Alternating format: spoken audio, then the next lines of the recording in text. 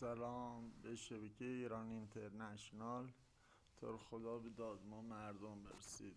چند روز پیشا رفتن تو تظاهرات زده ایق در من زده خاکا کشیدن ایجا بخیه خورده ایجا میبینه تمام بخیه، یعنی نخوا بخیه صورت بنا یه عمر کار انداخته پام شکسته پا دیگه ایجا نمیتونم برم حداقل یه چش بگیرم یا پا باد کرده درد دارم یا